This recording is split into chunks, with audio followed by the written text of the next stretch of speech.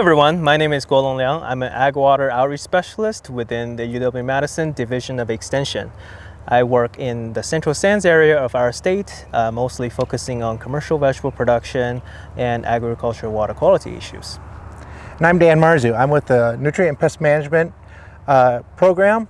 I'm an outreach specialist serving north central Wisconsin, and I deal primarily with nutrient management with farmers. So Guolong, we're sitting in the middle of, I'm assuming this is a cover crop field that will eventually go into some sort of vegetable. So as we're looking at this, and farmers are across the road here planting already, what kind of nutrients are potato and vegetable farmers concerned about? Absolutely. So for potato and vegetables, it's important to have your nutrients checked every year, right? And we're talking major ones: nitrogen, potassium, and phosphorus. Today we're going to spend most of our time talking about nitrogen because as we're here, joining you here from Plover, Wisconsin, in the heart of Central Sands, as the name indicated, we're standing on top of sandy soil. And what that means is that it gives us great flexibility to farm different vegetables on top of this ground. However, it also presents a lot of vulnerability when it comes to nutrient loss, right? And today we're going to spend a little bit of time talking about and thinking about nitrate leaching.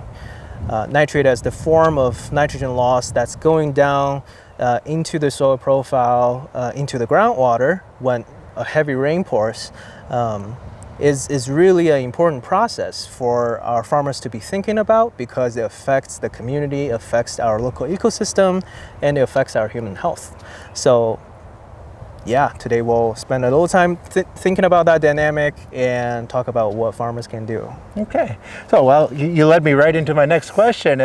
So you're more concerned about, or you're concerned about nitrogen here. So what can farmers do, particularly potato and vegetable farmers, or basically any farmer do, to help reduce those nitrogen losses off of their fields? Absolutely. From Agronomy 101, right? Everybody talks about the 4R, right time, right rate, right placement, as well as right form. I think when it comes to nitrate leaching, we need to think deeper and harder about the right rate. To me, that's the big R that we need to focus on when it comes to leaching and nitrogen loss. So finding the optimized rate for whatever crop you're growing, sweet corn, potato, field corn, especially the ones that require a lot of nitrogen to have a decent yield and to sustain that farm profitability, those are the ones that we need to pay extra attention to see if we can cut 10 to 15% or even more from our current program without losing yield, depending on what variety we're growing, of course. But that decrease in nitrogen application overall will do a great number when it comes to reducing nitrogen leaching into our groundwater. So that's one of the practices that I would really encourage people to start trying on a small part of their fields. And the other part, if you're feeling experimental, and everybody grows cover crops in Central Sands, but in order to push it to the next level when it comes to reducing nutrient losses, I think we need to think about how good are we when it comes to the cover crop biomass, right? What stage of the cover crop are we looking at right now when we're terminating it? What is the carbon to nitrogen ratio when we're terminating it? And how much of that nitrogen within the cover crop can we give credit to the following crop? Because we're working with a rotation here, right? Potatoes, sweet corn, peas, beans, field corn is so diverse, which gives us extra challenges to think about what can we credit and what we can try to learn more about. And another thing is irrigation, right? A lot of the wells through university research we have found that present high concentration of nitrates in the pivot wells. Is there a possibility to credit some of it into our field management? These are all very interesting questions when it comes to reducing nitrogen loss in this system. Yes, definitely. So it's a university, your program, working with farmers on different projects so they can understand on how nitrogen moves or any of the other nitrogen or nutrients move on their fields. Absolutely.